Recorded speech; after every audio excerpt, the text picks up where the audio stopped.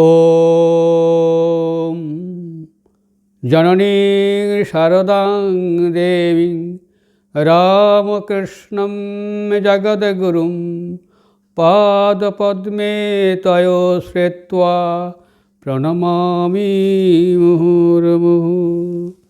नमः श्रीयतिराजाय विवेकानन्दसूरये सच्चित्सुखस्वरूपाय स्वामिने तापहारिणे। आज स्वामी विवेकानंदेर 160तम जन्मतिथि। এই পুণ্যতিথিতে আমাদের সকল রামকৃষ্ণ মঠ মিশনে এবং যেখানে যেখানে রামকৃষ্ণ বিবেকানন্দ নামাঙ্কিত আশ্রম রয়েছে, কেন্দ্র রয়েছে, তারাও যথাযোগ্যভাবে এই জন্মতিথিতে তারা অনুষ্ঠান করেন, পূজাদি করেন, বিশেষ পূজাদি করেন। আমাদের জগদ্দান মঠেও এই স্বামী বিবেকানন্দের জন্মতিথি উপলক্ষে পূজাদি যথারীতি হবে।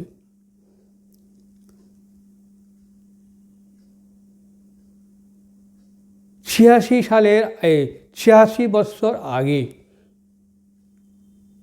একটা বই প্রকাশিত হয়েছিল আমাদের দেওঘর রামকৃষ্ণ মিশন বিদ্যাপীঠ থেকে, অর্থাৎ 1936 সালে শ্রীরামকৃষ্ণ জন্ম শতবার্ষিকীতে। বইটির নাম স্বামী বিবেকানন্দের কথা ও গল্প। প্রেম ঘনানন্দজি মহারাজ লিখেছিলেন। ওই বইটি 1937 সাল থেকে, তখন তো বাংলা এক ছিল, ভাগ ছিল না, এই বঙ্গদেশেতে প্রত্যেক স্কুলে তৃতীয়, চতুর্থ, পঞ্চম এবং ষষ্ঠ শ্রেণীতে উপপাঠ্য ছিল। এতে স্বামী বিবেকানন্দের গল্পগুলি বলা হয়েছে। এই গল্পগুলি স্বামী বিবেকানন্দ বিদেশে বলেছিলেন, একটা দুটো হয়তো তার জীবনী থেকে আমরা না পাই। এবং ওই গল্পগুলি পুরাণের গল্প, আমাদের ভারতবর্ষে প্রচলিত গল্প। সেই গল্পগুলি স্বামী বিবেকানন্দ পাশ্চাত্য মনের উপযোগী করে তিনি বলেছিলেন, যাতে তারা বুঝতে পারে, ধরতে পারে। আর প্রেম ঘনানন্দজি মহারাজ ওই গল্পগুলিকে, স্বামীর গল্পগুলিকে তিনি নূতনভাবে বললেন কচি কাঁচা বাচ্চাদের জন্য, যাতে তাহারা সহজে বুঝতে পারে এবং গল্পের যে নীতিবাক্য, যেটি জীবনে অবশ্য পালনীয়, সেই দিক দিয়ে তিনি লিখেছেন। এই বইটি যখন প্রকাশিত হয় তখন সেই সময়কার যারা বিখ্যাত ব্যক্তি ছিলেন, সাহিত্যিক ছিলেন, তাদের কাছে পাঠানো হয়েছিল। তারা খুব সুন্দর মন্তব্য করেছেন। প্রথমে রাজশেখর বসু, আমরা সবাই তার নাম জানি, রাজশেখর বসুর গল্পে এবং অন্যান্য বিষয়ে তার সিদ্ধহস্ত। তিনি বইটি প্রথমে পড়েননি, যখন পাঠানো হলো তার পড়ে ফেললেন, পড়ে বললেন যে আরে এ তো সুন্দর বই, এ তো কচি কাচারা নয়, বুড়ো বুড়িরাও ঠেলাঠেলি করে পড়বে, বইটা নেবে। তারপরে বইটি পাওয়া মাত্র শিল্পাচার্য অবনীন্দ্র ঠাকুর গোগ্রাসে গিলে ফেললেন, বলে এটি শিশু সাহিত্যের অমূল্য সম্পদ। আর আমাদের বহু ভাষাবিদ সুনীতি কুমার চট্টোপাধ্যায় তিনি বইটি পড়ে বললেন যে আমাদের কচিকাচাদের ছেলেমেয়েদের নৈতিক চরিত্র যদি গঠন করতে হয় এই বইটি পড়তেই হবে, নাহলে হবে না। আর শরৎচন্দ্র চট্টোপাধ্যায়, কথা সাহিত্যিক শরৎচন্দ্র, উপন্যাসিক আমরা সবাই জানি, তিনি বললেন যে অপূর্ব বই, সবাই বুড়ো বুড়ি থেকে আরম্ভ করে সবাই আনন্দ করে পড়বি। তা বইটি আমরা দেখলাম কি অমূল্য রত্ন, অনেক গল্প আছে, তার মধ্যে আমরা মাত্র 5টি আমরা নেব। 5টি গল্প বলল, বিশেষ করে যারা ছেলে মেয়েদের জন্য, যুবকরা শুনতে পারে, বুড়ো বুড়িরাও শুনতে পারে, সবাই শুনতে পারে, গল্প সবাই শুনতে ভালোবাসে। বিবেকানন্দের ছোটবেলার নাম ছিল বিলি।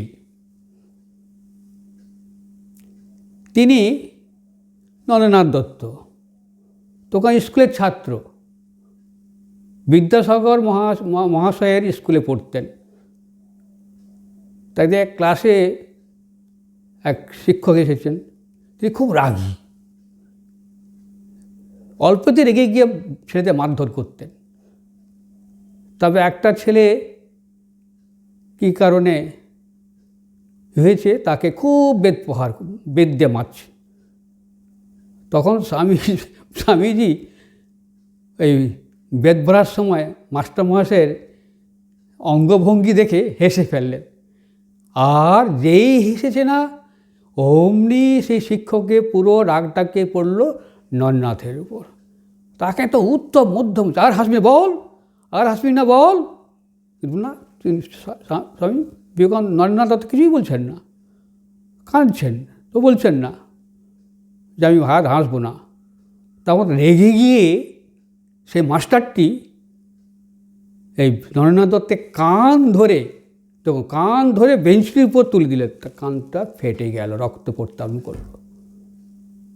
ঠিক সেই সময়তে বিদ্যাসাগর মশাই ওই ক্লাসের মধ্যে যাচ্ছিলেন, তিনি ঢুকে পড়লেন, কী ব্যাপার এই। তখন নরেন্দ্রনাথ বই সবতে কাঁদতে কাঁদতে বলে এই করেছে, আমি আর পড়বো না, সব বইটই বিদ্যাসাগর মশাই হাতে দিয়ে দিলেন। তখন বিদ্যাসাগর মশাই নরেন্দ্রনাথকে তার ঘরে ডেকে অনেক বুঝালেন। তারপর কাঁদতে কাঁদতে নরেন্দ্রনাথ দত্ত বিলে তার মার কাছে গেল। মা শুনে, না, কখনো আমি স্কুলে পাঠাবো না, আর যাবি না স্কুলে, এরকম করেছে, আমার কান করে দিয়েছে। তারপরে চিকিৎসা দিয়ে হলো, সারতে অনেক দেরি হয়েছিল, কিন্তু তখন তারপরে একদিন পরে নরেন্দ্রনাথের মনটা শান্ত হয়ে গেল, তিনি আবার সেই স্কুলে যেতে আরম্ভ করলেন। এই যে ঘটনা গল্পটি আমরা বলবি, এটা কি হয় যে স্বামীজি নির্ভীক ছিলেন, ভয় নেই, যতই তোমার বিপদ আসুক, যতই তোমার বাধা আসুক, যতই তোমার অসুবিধা হোক, ভয় না পেয়ে বীরের মতো তাকে তার সম্মুখীন হতে হবে। আর ঠিক যেটা অকারণ তাই তিনি মনে করলেন, এইটি আমাদের চিরকাল মনে রাখতে হবে। আরেকটি গল্প স্বামীজির জীবনে বিলে, তা বাবা বিশ্বনাথ দত্ত তো উকিল ছিলেন, অনেক মক্কেল আসত। যে ঘরে বিশ্বনাথ দত্ত বসতেন, বিলে দেখলেন সারি সারি বিভিন্ন সাইজের ছোট বড় হুঁকো সাজানো আছে। কী ব্যাপার, এত হুঁকো কেন? তখনকার রেওয়াজ ছিল, বাড়িতে এলে প্রথমেই তামাক দেওয়া হতো। তখন একজন বাড়ির লোক বলে যে এটা হচ্ছে এই, তখন এতগুলো কেন? তো দেখো, একটা হুঁকো বামুনের জন্য, একটা হুঁকো কায়েতের জন্য, একটা হুঁকো নিচু জাতির জন্য, একটা হুঁকো অতি জন্য। বলে তাই নাকি? হুঁকো খেলে কী হবে না? জাত যাবে। তাই জাত যাবে? স্বামী বললেন, না, দেখতে হবে কী করে জাতটা যায়। তখন কেউ নেই তার বাবার ঘরেতে, তিনি প্রত্যেকটা হুঁকো ভুঁকো টানছেন আর দেখছেন যে তার পরিবর্তন কিছু হলো কি না, বদল হলো কি না, যে আমার জাত গেল কি না। এই করতে তো অনেক লোককে টেনে ফেলছেন। তারপরে তার বাবা ঘরে ঢুকলেন। কী রে, কী করছিস তুই? আমি দেখছি বাবা, এই হুঁকো খেলে, বিভিন্ন জাতের হুঁকো খেলে জাত যায় কি না। বিশ্বনাথ দত্ত বাবা হেসে ফেললেন। দেখুন, যে লোকে বলেছে বলে বিশ্বাস করতে, নিজে যেতে পরীক্ষা করতে হবে। আর কি, মানুষের কোনো জাত নেই, মানুষের কোনো ভেদাভেদ নেই, সব মানুষই সমান, সকলের মধ্যে কিন্তু সে একই ঈশ্বর। যে ধর্মই হোক, যে সম্প্রদায় হোক, যে জাতিরই হোক।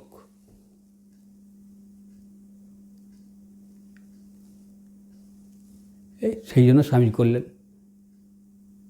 তিনি বললেন, তারপর তিনি বললেন কি, তবে আর একটা এরকম ঘটনা আছে।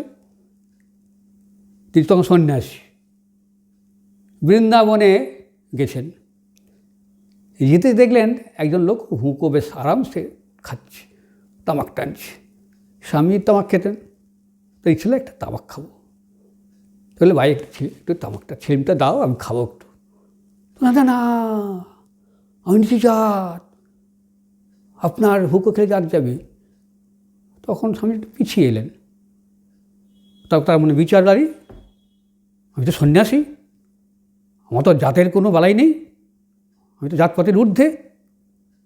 তখন আবার ফিরে এলেন।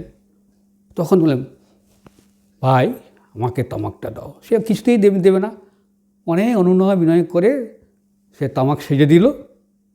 স্বামীজি মনের আনন্দে তামাক টানতে আরম্ভ করলেন। এটা কি? আগে বললাম জাত নেই, মানুষ ভেদ নেই। আর কি, সবার উপরে মানুষ সত্য, সব মানুষই এক। আর যে কিছু পরখ করে দেখো। সেই যদি বললেন বিখ্যাত কথা, আমরা মুখস্থ করি। ছেলেরা যখন অনুষ্ঠান হয়, ছেলেরা খুব মুখস্থ করে বলে দেয়, মাস্টার বলেছে করতে হবে, মুচি মেথর আমার ভাই। বলি না, হ্যাঁ ভাই কেন? সে মুচি মেথর তো রুচিদার বললাম আমাকে, অর্থাৎ জাতের কোনো ভেদ নেই, সব এক। আর কি, আরেকটা কি বললেন, খুব দামি কথা। কি কথা? হে ভারতের শ্রমজীবী, তোমাদের প্রণাম করি।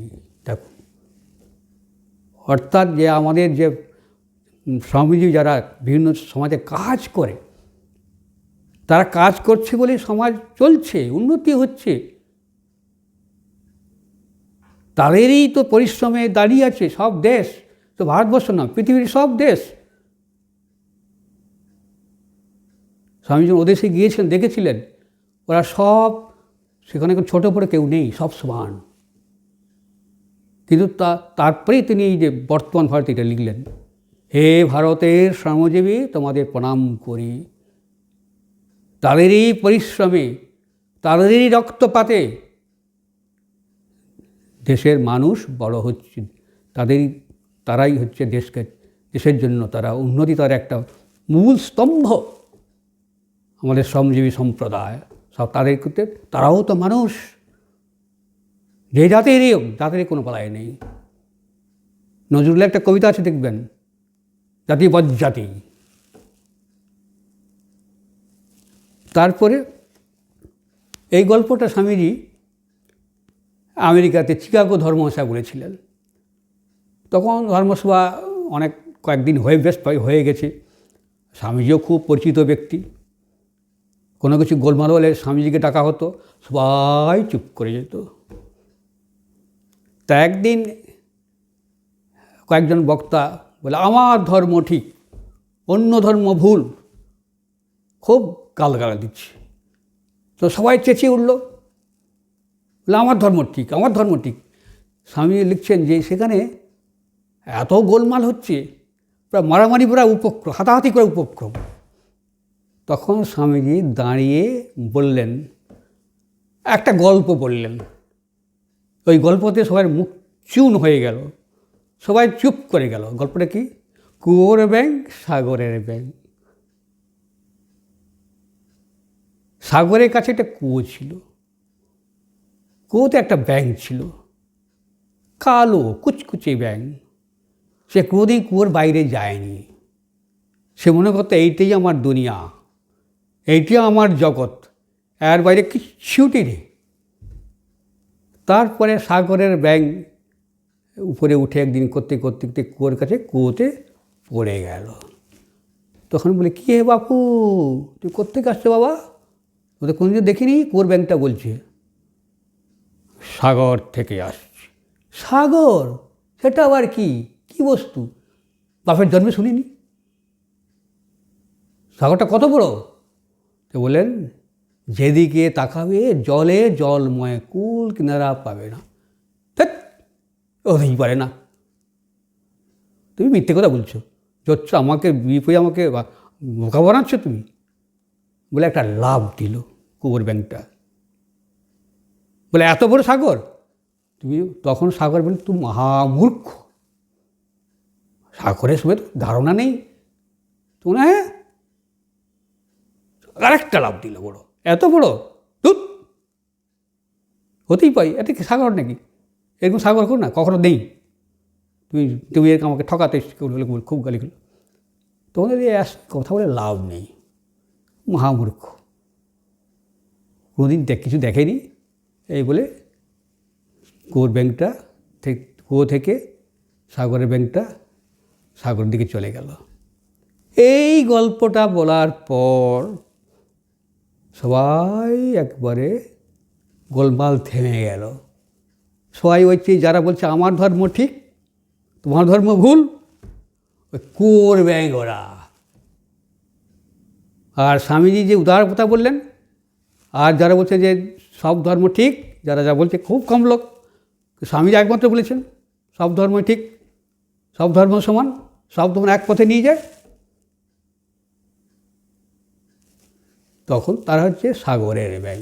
সাগরে কুলকুলগুলো পাওয়া যায়, সে না আমাদের বলা হয় প্রাচীনকাল থেকে, সব আমি বাবা মার কাছে শুনে যাচ্ছি যে অনন্ত কী, সে অনন্ত বুঝতে গেলে সাগরকে দেখতে কুল কিনারা নেই। আকাশ অনন্ত, আকাশে কুল কিনারা আছে কি? নেই। সেরকম এই সামান্য জিনিস নিয়ে মারামারি, কাটাকাটি, হানাহানি করাটাই কুয়োর ব্যাঙের মতো। আজকের দিনে দেখো কীরকম অবস্থা, আমি সেটা বলবো না। সবাই হচ্ছে কুয়োর ব্যাঙ, দুঃখ করে লাভ নেই। সাগরের ব্যাঙ কেউ হতে পারল না, একমাত্র স্বামীজি হয়েছিলেন, শ্রীরামকৃষ্ণ হয়েছিলেন। যত মত তত পথ। দেখুন, সব ধর্ম সমান, সবাই এক স্থানে যাবে, মরে গেলে সবাই এক জায়গাতে যাবে। এই কুয়োর ব্যাঙ আর সাগরের ব্যাঙ। তারপরে আরেকটি গল্প। আমেরিকাতে এই লস অ্যাঞ্জেলেসের কাছে প্যাসেডেনা বলে একটা জায়গা আছে। সেই প্যাসেডেনাতে একটা ক্লাব আছে, তার নামে শেক্সপিয়র ক্লাব। সে শেক্সপিয়র ক্লাবেতে স্বামীজি বক্তৃতা দিচ্ছেন।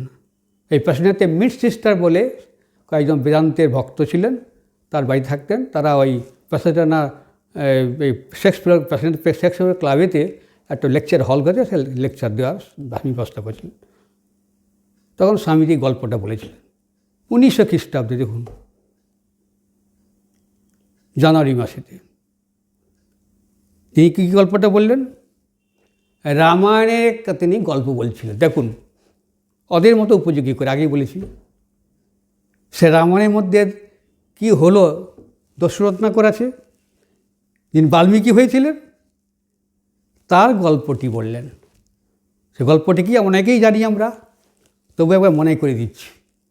বিশেষ করে আমাদের ছোটো ভাইদের, বাচ্চাদের, স্কুলের ছেলেদের, কলেজের ছেলেদের, যে এক জায়গায় খুব একজন লোক ছিল,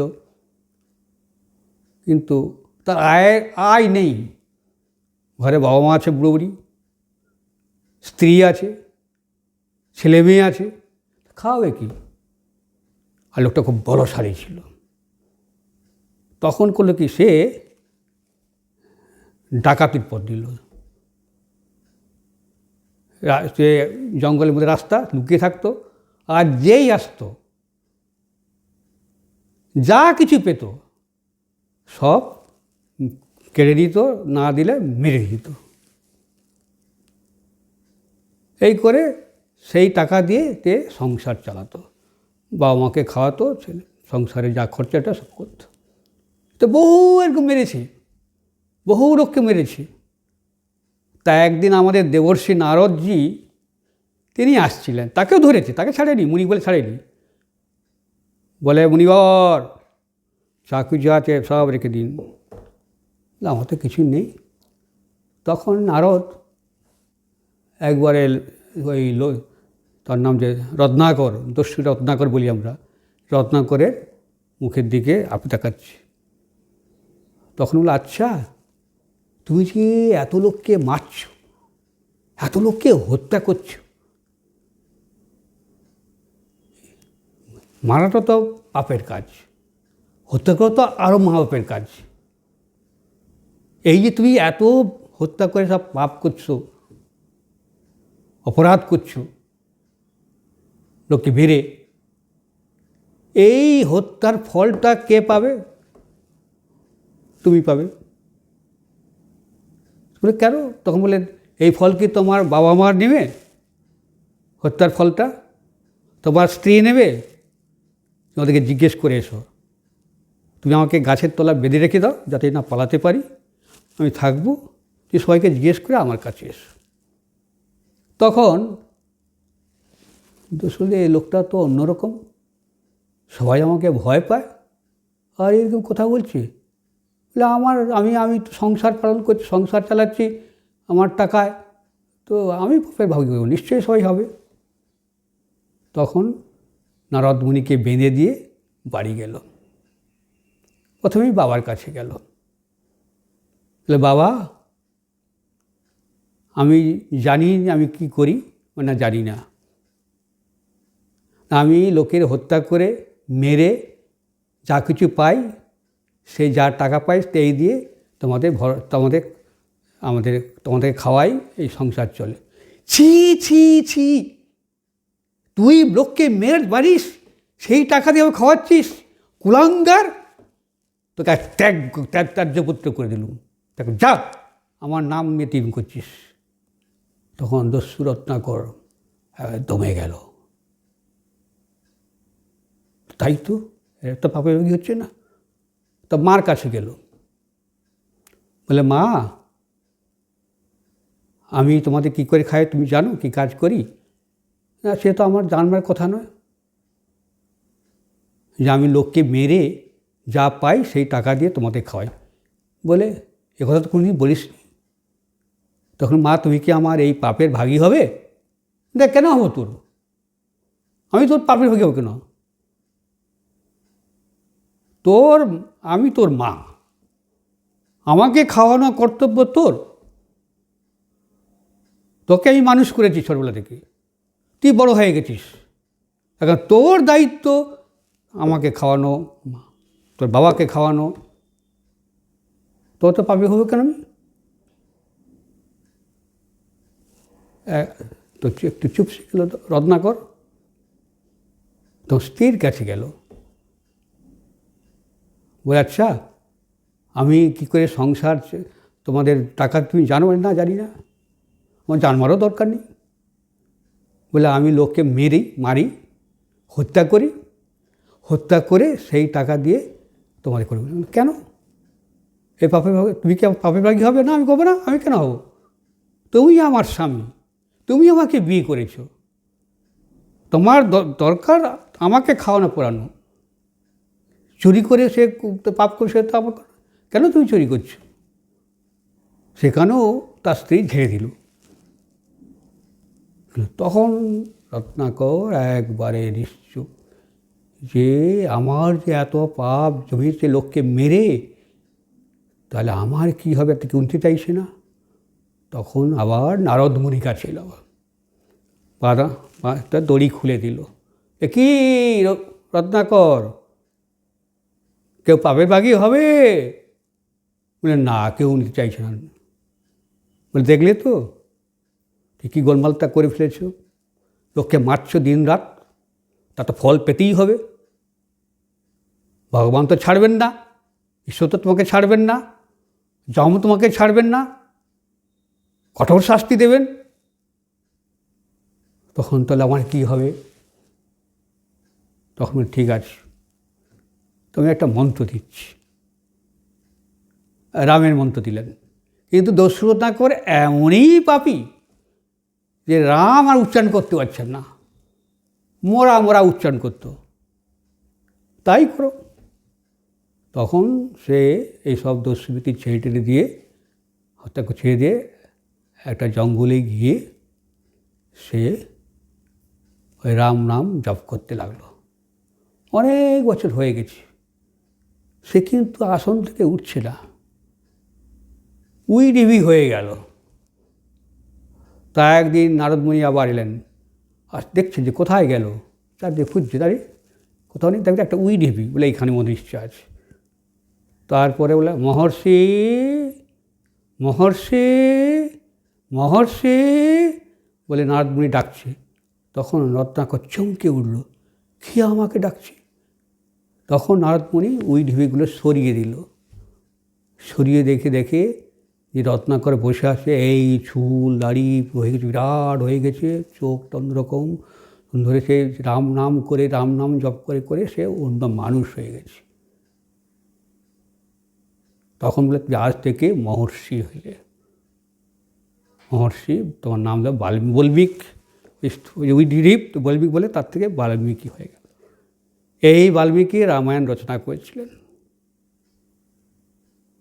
স্বামীজি এই গল্পটি এই আমেরিকানদের বলেছিলেন। তাহলে কী আছে, কী পেলুম আমরা? তাহলে যে রাম নাম জপ করত, ঈশ্বরের নাম করত, সে যে যার নাম করে সে তার গুণ পায়, সত্তা পায়। চোরও সাধু হলো। দেখুন, যে আজকে অন্যায় করেছে বলে, পাপ করেছে বলে সে যে সাধু হবে না তাকে মানে নেই। সে নিজের চেষ্টায় সে হতে পারে, নিজের চেষ্টা করতে হবে। ওই রত্নাকরের চেষ্টা ছিল, স্বীকার করিলেন, এত বছর ধরে করলেন, সেই করে সে দেখো বাল্মীকি হয়ে গেল, ঋষি হয়ে গেল। তো খারাপ লোকও ভালো হয়। আর কি পুত্রের কী কর্তব্য? বাবা মাকে দেখাশোনা করা, খাওয়ানো, স্ত্রীকে দেখাশোনা করা, তাকে খাওয়ানো। আজকাল দিনে আমরা তাই ভুলে গেছি। ওই কোর্টে কেস করতে হয় বাবা মাকে, যে ছেলে তাড়িয়ে দিয়েছে কোর্ট থেকে, বাড়ি থেকে, ভিখারি হয়েছে, খেতে দেয় না, বৌমা খেতে দেয় না। আমরা শুনি তো, সত্যি কথা। তখন কিন্তু আবার জাজ সাহেব ওনাদের খাওয়াতে পড়তে হয়, টাকা দিতে হয়। কিন্তু সেই আমাদের প্রাচীনকাল থেকে এই প্রথা চলে আসছে। কী কর্তব্য, যেটা মানুষের কর্তব্য। পুত্রের কর্তব্য ছেলে মেয়েকে, বাবা মাকে করানো, তার স্ত্রীকে ভরণ পোষণ করা, ফেলে দেওয়া না রাস্তায়, খেতে দেওয়া নয়। আর কি ঈশ্বরের নাম করলে, ভগবানের নাম করলে মানুষের শক্তি আসে। ছোটোবেলা থেকেই করলেই এর হবে। তার মধ্যে যে লুকানো শক্তি আছে প্রত্যেক লোকের মধ্যে, ছেলেদের মধ্যে, মেয়েদের মধ্যে, বাচ্চাদের মধ্যে, সেই শক্তি এর ফলে জেগে উঠবে, সে সিদ্ধি লাভ করবে। যেমন রত্নাকর সিদ্ধি লাভ করেছিল। আর শেষ গল্প, সেটাও স্বামীজি ওই ওদের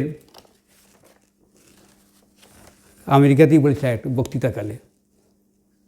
আর আমাদের পুরাণের গল্প অনেকেই জানি, ধর্মাবেদের কথা।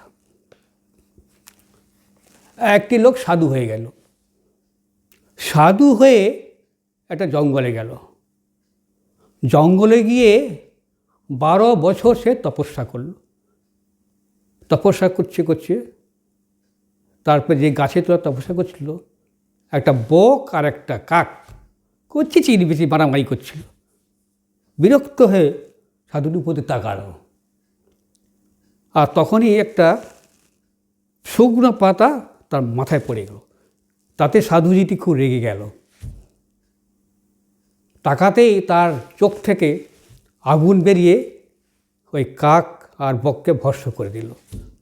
তখন মানে খুব অহংকার, বাহ, আমার তাহলে খুব শক্তি হয়েছে, এই শক্তিটা আমি করব। অহংকার হলো তার মনের মধ্যে। এখন সাধু জঙ্গলে খাবে কি, ভিক্ষা করতে বলতে হবে। তখন সে জঙ্গল ছেড়ে একটা শহরে এক প্রান্তে এসে ভিক্ষা করতে গেছে, এক গৃহস্থ বাড়ি গেছে। তখন একটি মেয়ে ছিল, মহিলা ছিলেন। তারপর তিনি দরজায় গিয়ে সাধুটি বলে, মা একটু ভিক্ষা দাও। মেয়েরা তখন ঘরের ভিতরে ছিল, দেখেছি সাধুটিকে। বলে, তুমি একটু অপেক্ষা করো, আমি আসছি, মেয়েটি বলল। তো অনেকক্ষণ হয়ে গেল, এই সাধুটি খুব রেগে যাচ্ছে। ইস, আমার এত শক্তি আছে জানে না, আর আমাকে অবহেলা করে বসে রেখে দিয়েছে। তখন মেয়েটি ভিতর থেকে বলল, এ তোমার কাক ভস্যি নয়। চমকে উঠল সাধুটি, এ জানলো কী করে আমার মনের কথা? নিশ্চয়ই যোগ শক্তি আছে।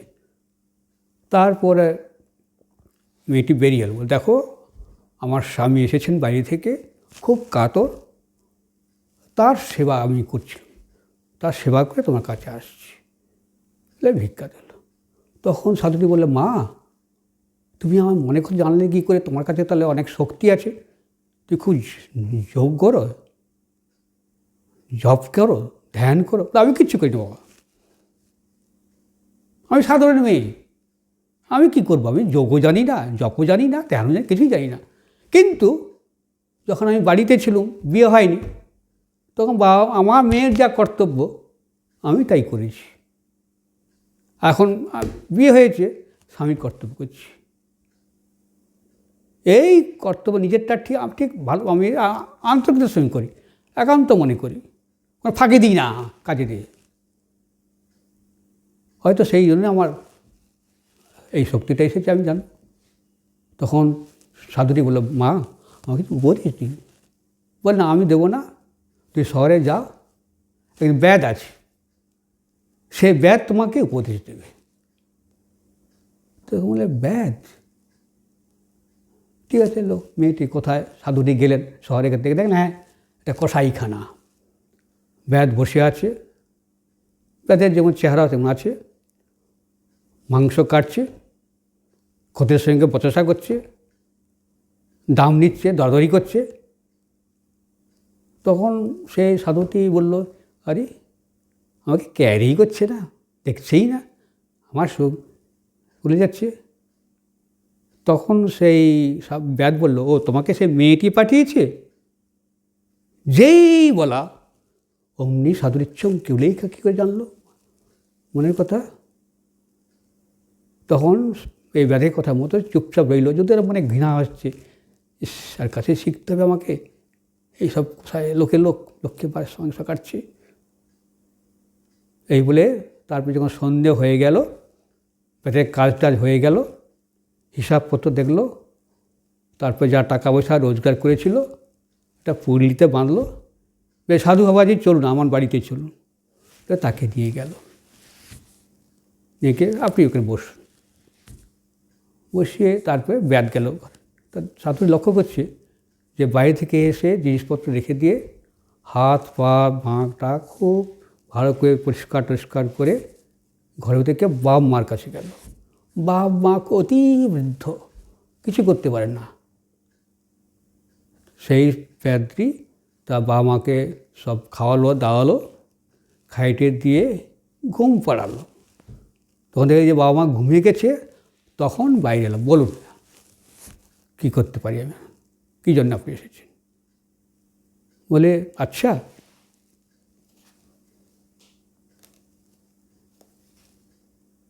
এই আপনি এই বেদের কর্ম করেন কেন? আপনি কী শক্তিতে অর্জন করেছেন? তখন সেই সন্ন্যাসীটি বেদকে অনেক ধর্মের কথা বললেন। সেই বেদটি অনর্গলভাবে যা প্রশ্ন করছে সব উত্তর দিচ্ছে। তখন তো সাধুটি অবাক হয়ে গেলে, এর জ্ঞান লাভ হলো কী করে? তখন বলে আপনি কী করে করলেন,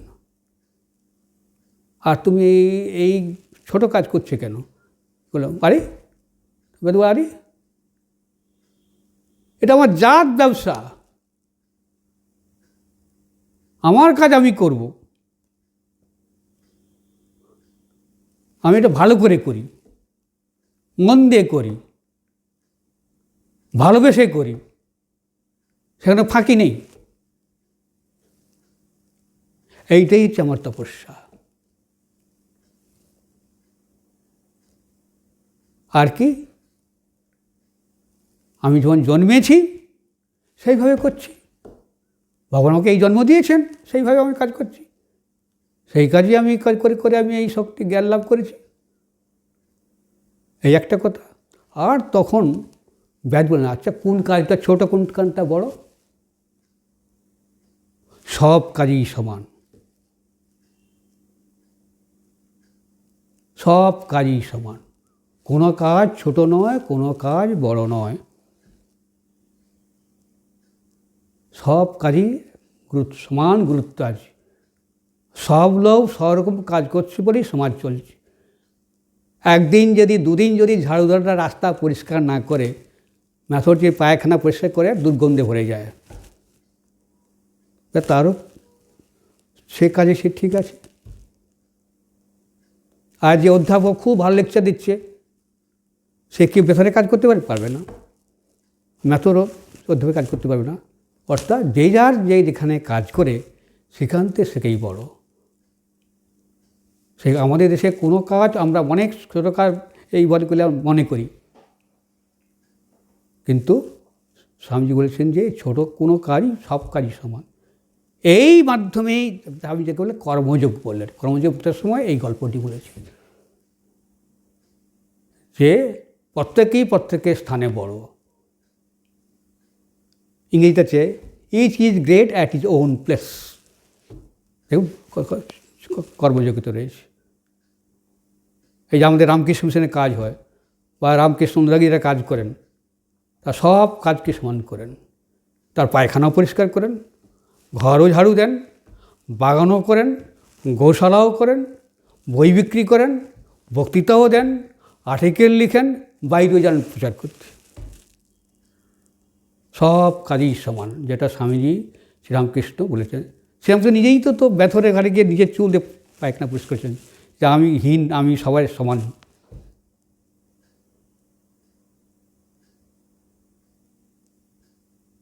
এই জন্য সমাজে সবাইয়ের মূল্য রয়েছে। আমরা মূল্য দিই না, আমাদের মূল্য দিতে হবে, তবে সমাজ চলবে, তুমি সিদ্ধি লাভ করবে। তখন যেমন মেয়েটি একমাত্র কাজ করে, যে কর্তব্য করে, এই ব্যাধি নিজের জাত ব্যবসা করে জ্ঞান লাভ করলো, তাহলে আমরা পারবো না কেন? আমরাও এইসব করলে, ঠিক মন দিয়ে করলে, ফাঁকি না দিলে, ঠিক করতে করলে আমরাও সিদ্ধি লাভ করব, আমরাও বড় হব। এই বলে স্বামীজির 5টি গল্প স্বামী শুভ জন্মতিথিতে তোমাদের বললুম। বিশেষ করে আমি এটা তোমাদের কথা বলছি, যেটা স্কুলের ছেলে মেয়েদের, কলেজের ছেলে মেয়েদের, বাচ্চাদের জন্য। ওম শান্তি শান্তি শান্তি। হরি ওম তৎসৎ। শ্রীরামকৃষ্ণার্পণমস্তু।